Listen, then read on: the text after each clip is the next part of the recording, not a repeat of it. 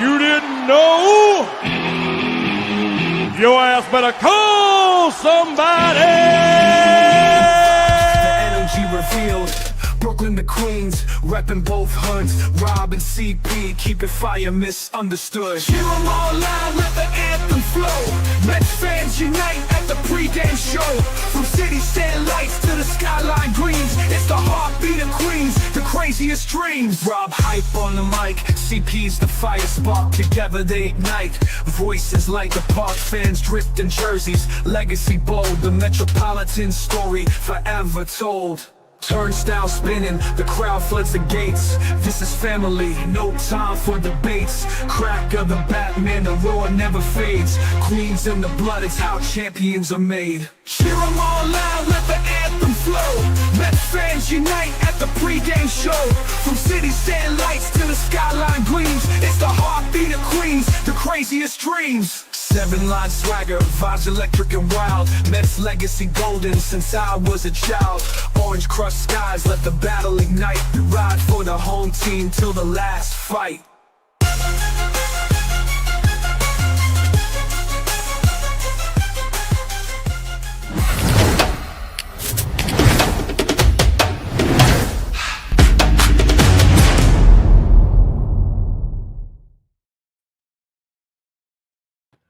Long time no see, Mets fans. Welcome back to another amazing Mets pregame show right here on the channel. And as you just heard us, the Mets lose 6-5 in game 1 of the doubleheader, but we got you covered for game 2 as well. Chris, how you doing, buddy?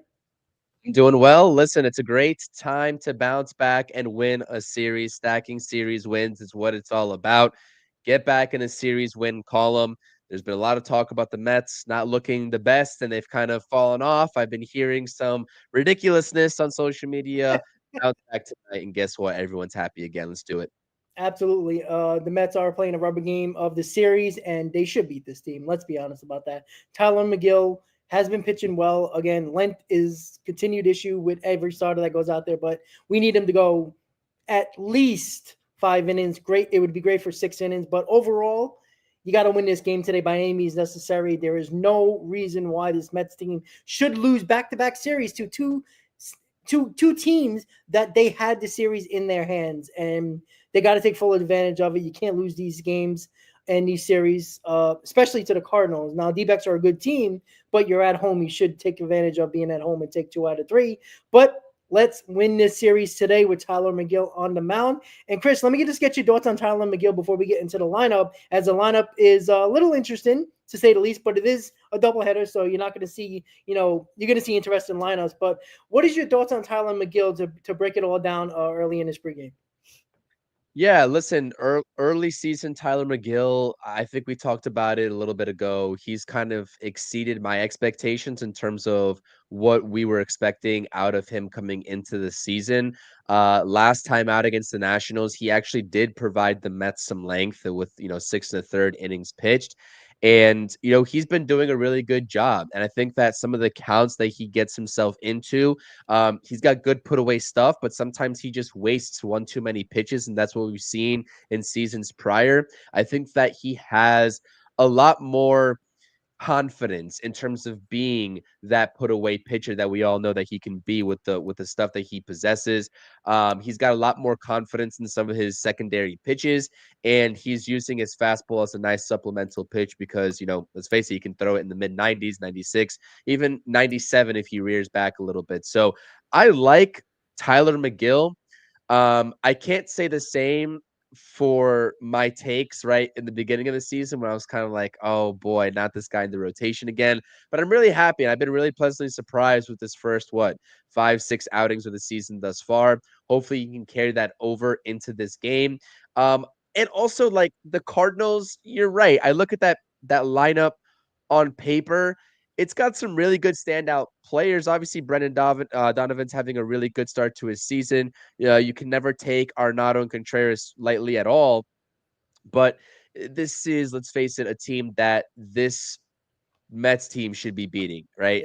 Yeah. 9 times out of 10. And hopefully the outlier in that one game being game 1 of this doubleheader. So I think that Tyler McGill is set up for success. game plan has to remain the same. And I think that if he's able to do what Blake Tidwell couldn't do, right, while having some of uh success with the secondary pitch, like you said, with Blake Tidwell, he just couldn't find the location. If Tyler McGill is painting the outside corner down and away, and even just jamming some hitters inside and just painting the inside corner, that's the key to this Mets staff success. There's not really many pitchers in the staff, if any at all, I think, that have any sort of blow you away fastball or blow you away type of pitch outside of maybe Senga's ghost fork, right? And the location, the command, this rotation is going to find success if they have that. As soon as the location goes away, you're in for a rude awakening, leaving 93, 94 over the heart of the plate. So I think that if Tyler McGill is able to do that in this start, he's going to be a-okay. Yeah, I do agree with that. And again, there's been no issue with Tyler McGill the first 2 months of a season. Like that his MO since he's come up to pitch for the Mets and has pitched more opening days than anybody else on this in a Mets uniform for the last couple of seasons. He is a guy that pitches really good in April and May, and then the consistency is lost for the remainder of the season until very late in the season, where he might have another 3-4 starts where he's very good, and then he ends up in the bullpen, or maybe most likely not even on the playoff roster if the Mets make the playoffs. So this is a situation here where Tyler McGill is, I mean, if you can really think about it, he's a veteran at this point now. This is a guy that you're going to have to trust in this rotation. We were talking about Tidwell. We were talking about any other young kid that might come up during this season. Blackburn, which you can't expect much from. Tyler McGill is that in-betweener now. He's a guy that is young enough and is experienced. He's young still and experienced enough to expect more from him and being more consistent. And that's what we need from him. Listen, there's no mistaking about it. We just told you on the post-game show 15 minutes ago. Tyler McGill, anything less than 5 innings is a disappointment. 5 innings is manageable. 6 innings is the sweet spot. That's where we needed to go today. Because again, we're going straight to Arizona after this game. We're supposed to play 1 game. Now we're playing 2 games. So now we're flying all overnight to go to the, further west to play the Arizona Diamondbacks. So with no days off. So this is a situation here where we already used 4 bullpen arms in the game 1. Let's see if we can only maybe use 2, at worst 3, so we can save these arms going into the Diamondback series with a team that should be better than the Cardinals. And we're going to need a lot of our guys to step up here. And Tyler McGill is one of them today. So let's get 6 innings from you. Again, if it's 2 or 3 runs or even 3 runs, I'll take it. The length is so important because the offense needs to score runs here. If Tyler McGill gives up 3 runs and the total is either 4 or 5 runs, the Mets should still win this ball game. They should be pounding the ball. How many hits did they have? 10 hits yet? In the first game, they had 10 hits and they left 12 men left on base. You cut that, 2 or 3 runs that you get in that were left on base, you win the ball game. So it's not that you need a lot of offense. You need a little bit more from the runners that you leave on base. So if you leave on 15, how about scoring 3 or 4 more of those? It should be an easy victory. But Tyler McGill, 6 innings is where we need him to be today. Step up. You've been very good with the innings you did pitch. But like you said, Chris, he'll have that blow-up inning, or he'll have that inning where he just looks a little lost. And it's usually the 4th inning where he just forgets how to pitch and play the game of baseball. But he's been good nonetheless. We just need that length from him.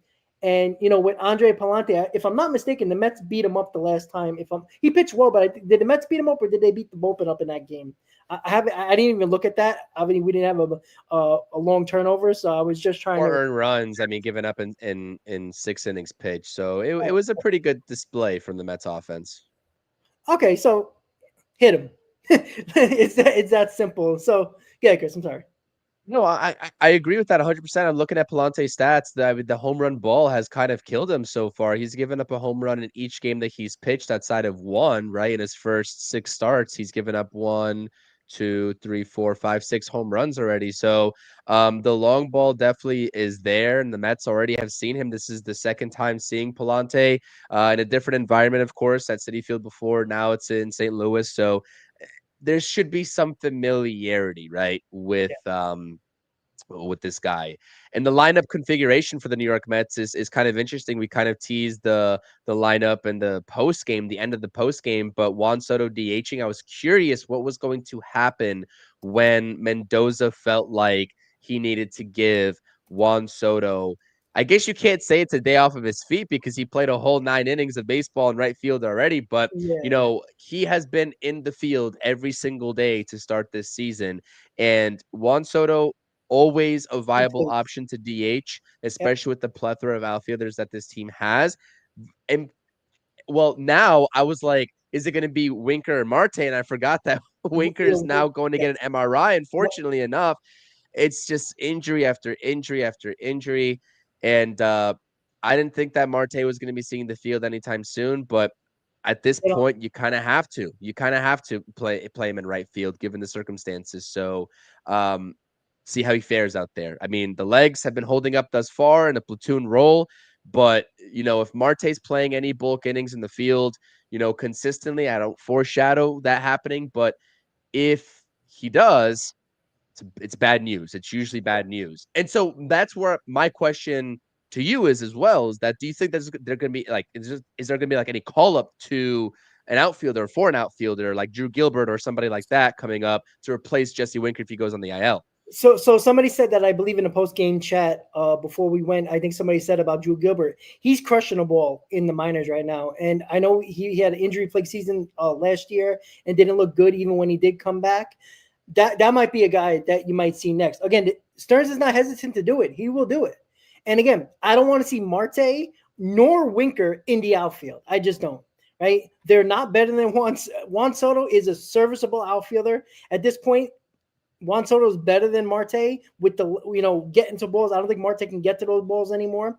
And Wicker is not a very good outfielder. That's why he's almost an everyday DH. So if I want to see Drew Gilbert up here. Now, where you going to play him? I don't know. DH him. Let him hit at the very least. If you need to DH Soto a couple more times in a week, do it. Like, it's not the worst thing in the world. Drew Gilbert is a guy that can play all three outfield positions, even though he's technically a right fielder, center fielder type of guy. But he can play all three outfield positions. So that is useful. That was the reason why you got Jose Siri to play center field, because Tyron Taylor can play all three outfield positions. You need that versatility. And if you're going to, again, it's a doubleheader, so everybody's going to get a chance to play. And with the Winker injury, there's really nothing that Mendoza can do here except put guys like Marte in right field and play Nimmo in left field again and put Taylor in center field. So, I mean, sure. Let's do it. Why the hell not? At this point, bring as many guys as you can up, because at this point, guess what? We know we're going to need at the trade deadline. It's going to be some type of pitching. So we got to figure out what some of these guys are going to be. And, either they're going to be on this team long term, helping this team, or they're going to be trade bait. It's either going to be one or the other, because it's time for some very interesting baseball throughout this season, because this is a winning team right here that are 10 games over 500 and in first place in the NL East. But overall, Chris, I do like the Juan Soto DH. I don't know why. I think just to get his ass off the field, not saying that he's been a bad fielder. I mean, he's took a couple of bad routes to balls this season, but that's expected. We all knew Juan Soto was not the greatest outfielder in the world, but it's just him focusing on hitting today. And that's the best part of his game. So why should it be bad? I expect a big game from Juan Soto in game 2. He's only hitting. Like, there ain't nothing else to do except think about hitting. Hold the bat in your hand the whole time you're on the bench when you're not hitting. Like, I want to see a big game from Juan Soto today. He was one of the culprits in this game today. Why the Mets didn't get the job done. I know you're not supposed to swing at a ball outside the zone, but you know what? Make it happen. Like, let me see Juan Soto take over a game this season, which he really hasn't this year for the New York Mets. Nimmo tried to against the Diamondbacks. He did try to. He did do that. He did. According to some people, it was garbage home runs, which it really wasn't. But it was 2-0, and he made it 2-1. Like, come on, like it wasn't 7-1. And he hit a solo home run. But listen, at the end of the day, this offense should be scoring easily 5 runs a game. If you can't average 5 runs a game with this offense, this team's not going to go anywhere. Like, let's be honest about that. The Phillies are going to catch us. Like, let's be honest. This offense needs to be better. This has been a glaring talk from Mets fans over the first 34 games of the season. It's been all season. If it's not Alonso or at the moment Luis Torrens that was killing it in the first 3 weeks of the season, and then Lindor started to come on, really nobody else has really been doing anything. Nimmo has looked okay as of late. Soto has been terrible with runners in scoring position, but his numbers has picked up overall, batting around 330 over the last week or so. So that's a good sign, but he needs to do more. Mark Vientos, I like that at bat in the ninth inning, but he still needs to get it going. Again, what do we expect from Marte at this point? He's just a veteran guy that gets at bats. And Alvarez, we need what Alvarez did the other day in game one of the series. Go the other way, not try to do too much. Let's see if we can do it. Can't say anything more about Luis Acuna. He's been outstanding. He played third base. And I missed your message that you sent me that make sure we bring up the third base Acuna, how good he was, because he made a couple of really nice plays. So he can play third base as well. I still don't think they trust him in center field because that's why all the moves in the outfield are happening. And again, that's fine. If you could play second, short, and third, you're okay in my book, to be quite honest with you. And he's batting over 300 now. I think you're okay in my book. And a lot of people told me that he couldn't play third base, especially in spring training when I was kind of proposing that idea. I wasn't confident that was going to happen, but I was like, in certain situations, he definitely has that capability. Yeah. And everyone's just like, you look at the stature, look how tall he is. You have to be a big body like Mark Vientos, a tall guy to play third base. There's definitely some merit to that. But I mean, listen, I know Luis Angel Acuna, the skills that he possesses defensively, how good his footwork is, how strong his arm is. He can really play all three of those positions that you just mentioned. There are some concerns in center field, or else, from the Mets, or else we would have seen him play center field over Jeff McNeil, especially in that national series. But yeah, Luis Angel Acuna, there's really nothing you can say about this kid right now. He's absolutely killing it. Tyrone Taylor's also swinging a very hot bat as well. He came in as a pinch hitter in game one and got a base hit immediately, keeping the line moving. But what you just mentioned with Francisco Alvarez is exactly what I was going to bring up before you said it. Does he take that same approach from game one of this series, getting, multiple base hits to the opposite field? Does he do that?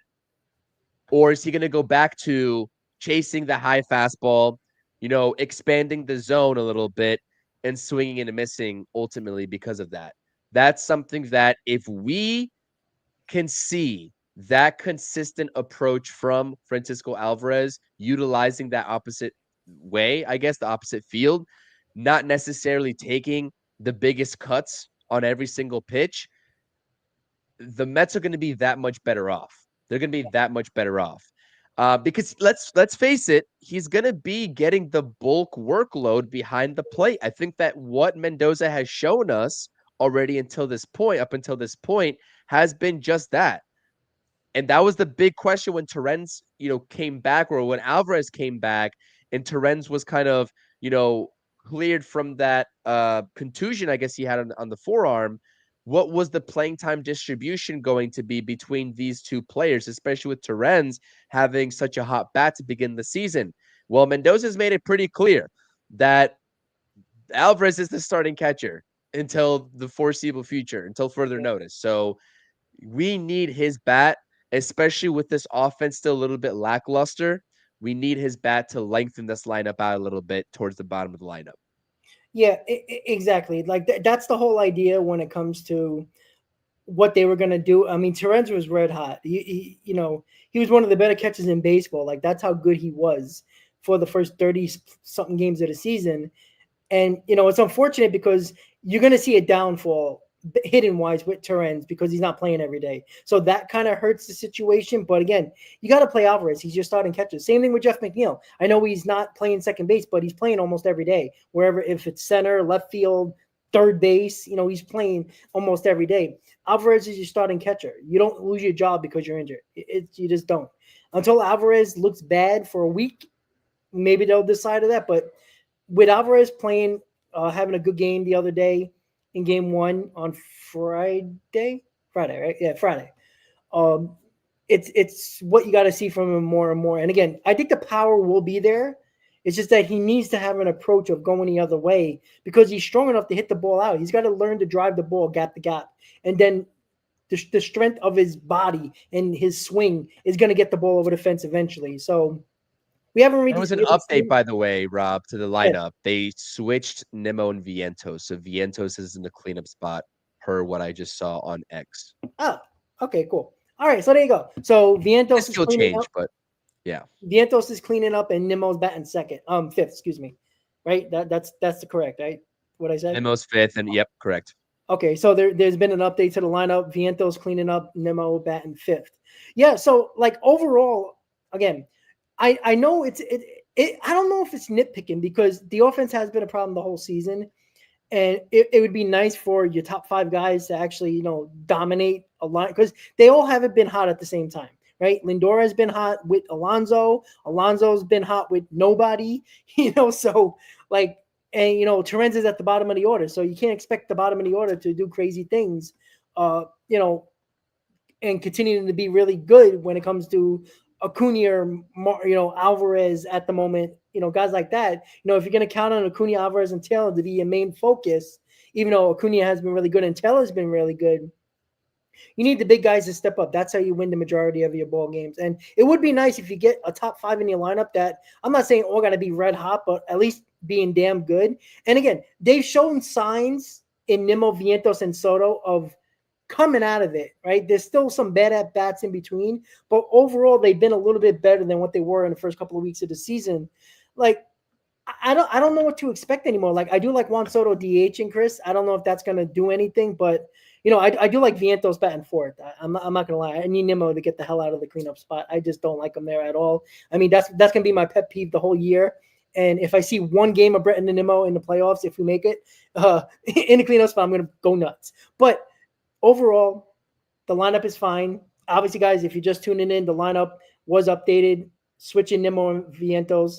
Nimmo's batting fifth, and Vientos is batting cleanup. But what are you taking from this game two lineup as a whole? Like, do you like the Juan Soto DH? I know I said it already, but like, do you like it or do you rather see him on the field? No, I mean, I like it. Listen, it's a doubleheader, and these scheduled like rest days, quote unquote, or rest games because it's a doubleheader, is gonna have to happen. Eventually, I think we'll have to see, or we will see, a lineup that has Mark Vientos playing first base, so Pete Alonso can take a day off from the field and he DHs, right? And I don't know. I think that it's nothing more, nothing less than just a little bit of a rest game for Juan Soto. And let's face it, like I know Marte has dropped off immensely defensively, but it's not like Juan Soto is any type of gold glover out there in right True. field. I mean, his defense is okay. He's had, signs of or flashes of brilliance out in right field so far, but like you said, there's been a couple of instances where he has taken some, incorrect routes to the ball and it's kind of burned him on some plays. So I don't really think that it's that big of a issue or that big of a step back. And that's not something that I'm really looking out for in terms of what it means for this ball game. I mean, what really matters in this ball game is continuing the success that you had in game one off of Andre Palante. Mm-hmm. And as the broadcast was saying, because this is so very true, this Cardinals bullpen isn't good. No. This Cardinals bullpen is not good. If you're able to chase Palante out of the game early, I have supreme confidence that the ball game is close, that the Mets will win that ball game. And you saw, right? After Eric Fetty exited the ball game, that that Cardinals Yeah. bullpen, I mean, Jojo Romero, was looking like He he was was going to leaving get the ball hangers up game. there all He inning. was. Oh, And then he locked God. in, though. And then he locked in at the right time for Yes. them, I should say. But also, old friend Phil Maton, that's exactly why I didn't want Phil Maton back. He looked absolutely abysmal. I He mean, did. Phil Maton, that's a separate discussion. But Uh, listen, he was trying to give the Mets that ball game. He was like a double agent, you know what I mean? Being a Met last season. So yeah, the formula is simple. I think McGill's going to go out there. I do at this point in the season have confidence in Tyler McGill. I think that this offense is going to have to show me something. And I like the bottom of the order as well with Acuna and Taylor back to back, having some speed, getting on base frequently in their last couple of games, at least over the span of the last week for Tyrone Taylor and 2+ weeks now for Luis Angel Acuna, ripping the cover off the baseball and getting on base at a high clip. You know, those guys get on base for the mainstay guys up top, Lindor, Soto, Alonso. And I 100% agree with you, Rob. We haven't seen it just yet. We've seen sort of these pocket flashes from Vientos and Nimmo. But Yep. if that top five gets rolling at the same exact time, it doesn't matter what happens with 6, 7, 8, even maybe 9. It would be nice and a cherry on top, but those five by themselves, I should say, will carry the offense to a lot of wins, a lot of wins. And we just haven't seen that just yet, which is unfortunate, but always room for improvement, which is the good thing, right? Exactly. And you could see that they're slowly coming out of it. Certain guys, you could see it, right? The better at bats, the longer at bats, just hitting the ball. I mean, I think Juan Soto, for the most part, he was hitting balls over 100 miles an hour. I know you like the exit velocity stuff, and a lot of people do. And, if it, hit them where they ain't. Like, I don't care if it's 75 miles an hour. I mean, the Cardinals did that today against Tidwell. Like, there was a couple of balls that were, that were good pitches that were hit off the end of the bat, and they found the hole. That Contreras pitch was awesome from Tidwell, and he just put the bat on the baseball. 100%. Like, that was a good pitch. Like, I mean, that's a ball that most hitters miss, and he might have got out of that inning instead of giving up a couple of runs. So, and it could have been a whole different outing for Tidwell. But yeah, overall, Tyler McGill, it's May, so I'm going to trust him. Like, he just does well in April and May. Like, look at his career numbers in April and May. They're out, like, they are Cy Young material. That's how good he's been in April and May. Now, June, July, and August, or early August, is kind of a terrible package of numbers. And then he'll pitch well late in the season. But if McGill can just harness that talent, because how many times have we talked about it, Chris, how good he is with his stuff. He got really good stuff. But when it's so inconsistent, that's when you end up being a 4th or 5th starter or a fringe major leaguer. That's been the problem with McGill. And, there will be a game, and hopefully it's today, I mean, where he just looks outstanding and everything's on, and, he's untouchable. Like, he has that type of stuff.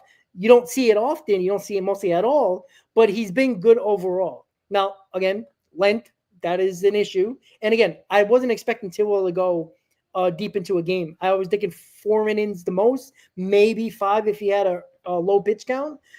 And so it's up to the McGill today to get the job done. And again, this is a Cardinals lineup, like you said, with Nootbaar, Wynn, Donovan, Arenado, and Contreras. That's not even Burleson for that matter. That's not a terrible top 6. Like Burleson, he hasn't. I'm not even going to bring it up, but he is a power guy, even though he hasn't showed it this year. Nootbaar is annoying. Wynn is really good, and Donovan's been their best player, and Arenado is having a comeback season. So this isn't a team that you can scoff about, and they got Van Scott, who was batting 9th, who was like a Luis Angel Acuna with the legs. He's a speedster, so he's a guy that can be annoying on the base path. So you got to leave him on there as well. Overall, so the bullpen needs a little bit of help. We all know that. We do have Daniel Nunez back. He has been activated for game 2, so that's a plus. Buto's available. I would think. Who else would be available so I can line it up here? Stanek, maybe. Yeah, I mean, is Diaz even on this team anymore? I mean, if we don't see Diaz in this game, I don't know what's going on. Something's up. Something has to be up if you don't see him in this game. Like, I don't care if the game's 10-0 either way. Put him in the ball game.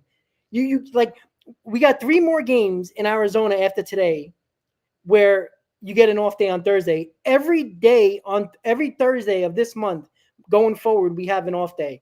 From the 8th, the 15th, the 22nd, and the 29th of this month are all off days. So we have off days. Like, is he not going to pitch for like 10 days, 11 days? That's crazy. Like, do we really want to see him in a closing situation here when he hasn't pitched in a week? Like, I mean, it's going to be a freaking disaster. Yeah. Like, I would say get him into the ball game no matter what the game situation is today, because this is a 2 innings every day. Right. We haven't seen him. Let's just count out the days, right? I mean, it's been over a week at this point. It I was the think the first, last time he pitched was the 26th. So you're yeah, in talking about Washington. Yeah, 8 days, the right? game he So 8 closed. Yeah, days. So, first time back in 8 days, I'm not expecting him to be his sharpest. You know what I mean? Nobody should be expecting that. We've seen some erraticness from him at times already this season, and I think that with Edwin Diaz, he's a rhythm pitcher. You he know what I is. mean? He needs to get into his groove and he needs to get into a rhythm. And He so needs to pitch a lot. therefore, yeah, and the scheduled off days or him not being available, etc., warming him up and not bringing him into the ball game as we saw in the Diamondback series, like that doesn't help him out. That hurts him in terms of trying to find his groove because let's face it, he is a rhythm pitcher. Yep. So in order to prepare for the upcoming Diamondback series, he should be pitching today with the expectation that if there's a safe situation tomorrow, right, in Arizona, that he's still going to be available. Agree. That's how I would You assess you that. need Diaz, especially with the Minter injury. You need Diaz to be able to pitch back-to-back games if you need him to. And again, maybe today's a day since he's been off for what 8-9 days, whatever it is, where hey McGill go 7 and Diaz go 2 innings and we call it a night. Like that'd be ideal. I'll get him going a little bit for the Arizona series, but you got to get him into the ball game somehow, some way. I don't even care. Like if it's 9-0 in the 6th inning, throw him in there. Like just get him to throw 20 pitches because we know Diaz when he gets time off, he comes back into a game and he's a little off. We all know that. Yeah. He pitches much better when he has a lot more work. And, maybe they're concerned about that side or that hip that he had an issue with in the last homestand that was worrisome. Or was it? I think it was the last homestand that was worrisome. But, other than that, like, you got to pitch him. Like, if not, this is what annoys me. If they're so concerned about the side, even though he might not be injured, so to speak, if he's not helping your team, you're hurting the roster. You're hurting the other guy in the bullpen because if you know you're not available and everybody assumes he is, it looks bad on Mendoza, and it looks stupid. The fans are going to get on everybody. Why isn't Diaz in? He had 2 opportunities over the last week to be in games, and he wasn't. So if the Mets are not comfortable putting him in ball games because of the hip or the side that he has an issue with, then put him on the IL and bring somebody else up, and make sure you have the guys that you have available to use. Because if there is an issue, you're wasting a roster spot because he's just there sitting there. It just doesn't make sense. Yeah, I don't necessarily know if it is that kind of that issue. Like, you know what I mean? What would be the explanation for warming him up in the bullpen then in hopes of him coming into that Diamondbacks game then? You know what I mean? Good point. So I don't think that there's anything wrong with Diaz injury-wise. Really, I think that everyone knows what our opinions are, and especially mine. I've been very vocal about that Diamondback series. That was a not well-managed series, especially in the last 2 games from Mendoza. I really do think that it's just kind of by chance that he hasn't been in the ball game and just certain situational decisions that have been made from the top down that just has him staying in the bullpen. And there has been plenty of opportunities, I think, on at least a handful of occasions where he could have appeared in the past 8 days, and he just hasn't. So we'll see. I guess we'll know about a few hours. So. Yeah, the famous Mickey Callaway words. You don't want to keep dry humping your bullpen arms. So that's always. They don't like the up downs apparently. What a throwback to Mickey Callaway. It just popped in my head when I was thinking. I was like, oh god, like a dark spot in this organization. Yeah, honestly, my god, that's terrible. But yeah, overall, Diaz got to come into the game. Like, stop warming him up and not putting him into the game because then they have a built-in excuse. Oh well, we had him warm up and then we had him sit down. You're paying him $20 million a year. Get your ass up there and throw the ball. Like, I'm sick and tired of babying these guys. Throw the ball. Get out there. You need to win. You shouldn't have lost certain games that Diaz was not pitching when he had Stanek in there not pitching well. He wasn't pitching well when you brought him in there, so it's not like Stanek was pitching well and Diaz wasn't. Let's go. Like, we're trying to win games here. These are games you need to win. You got teams. You got Arizona. You got Chicago, Yankees, and Boston, the Dodgers over the next 2 weeks of the season. That's a tough stretch. It's a tough Yeah, stretch. besides Pittsburgh, who is not easy because they got good pitchers. You got a 2.5 week stretch where you got a lot of good teams you're playing. Obviously, the Yankee series is always going to be a tough series because it's the Yankees. Boston has been playing okay, but they're still a tough team in Boston, and we know about the Dodgers. And Arizona's a good team, and the Cubs are just as good as we are. So we got to win these games when we can, because this is a tougher month, and you're not going to get through with mistakes and be able to win games when you make too many mistakes, or you're not pitching as well, or your offense is not showing up like it almost has been the majority of the season. So overall, win this series, right? You can't lose back-to-back series. You should have won that Arizona series. This Cardinal series, you can't lose to them. I know it's away. The Mets haven't played great on the road. They've basically been 500, or I think they're They have been 500, 9-9. Yeah, they're at 9-9. 500 right now. They've been great at home, but you got to beat these teams. The Cardinals are not good. They got an okay team. They're somewhat of a 500 team if they didn't play the Mets. Like that. That's what their record would have been if they didn't play the Mets. But overall, get the job done today, Chris. Yep, that's it. Nothing more, nothing less. Get to Andre Palante early, force them to use that bullpen again, and just put up runs. I mean, of course, we're always watching the pitching. We're always watching the starters and the bullpen, etc. But right now, I'm watching these at-bats very, very closely, especially 100%. from Juan Soto, especially from Nimo Vientos, especially from a guy like Francisco Alvarez. These guys need to start producing at a higher clip than what they have been doing. And that's just the bottom line. And if that happens, and when that happens, I'm supremely confident in this team at that point. But we haven't 100%. seen it yet. So the three big topics for today and for today's game and game 2 is the offense needs to come alive. They got to step up. We need McGill to at least give 5 innings. Be great to give it 6. And if Diaz is actually on this team, to actually pitch in a game. So that's the three main points, hopefully, for the success of this team going forward and today's game. So any final thoughts, Chris, before we go? And we have one more show after this. Yeah, it's been a hell of a day with Mets baseball already. 1 game down, 1 game to go. Love double headers. I'm sure the Mets don't love double headers, but nothing you can do about Mayweather in St. Louis, I guess. So get the job done, win a series, and I think that we can end this day on a high note with the post game. So we'll see you all later. Let's go Mets, and please, offense, just get the job done. That's all we're asking. Let's go Mets. There we go, guys. So we'll see you later on the post-game show. Let's go Mets. Let's take another series and head to Arizona. We'll see you later on the post-game show, guys. Let's go Mets.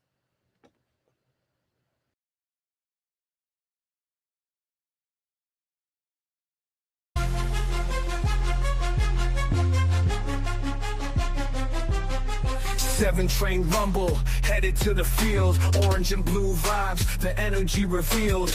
Brooklyn to Queens, repping both hoods. Rob and CP, keep it fire, miss.